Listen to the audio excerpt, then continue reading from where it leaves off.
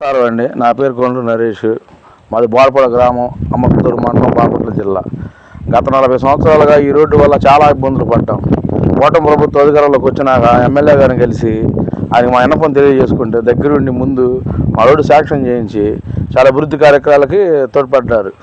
అలాగే సీసీ రోడ్లు కానీ, మళ్ళీ డ్రైనేజీలు కానీ, సీఎం రిలీజ్ ఫండ్లు కానీ ఏమన్నా కానీ ఎమ్మెల్యే గారు తెలియజేసిన పద్ధతిని వెంటనే శాంక్షన్ చేసి మాకు చాలా సంతోషంగా చేసేటట్టు చేశారు ఎమ్మెల్యే గారికి కృతజ్ఞతలు తెలియజేసుకుంటున్నాం.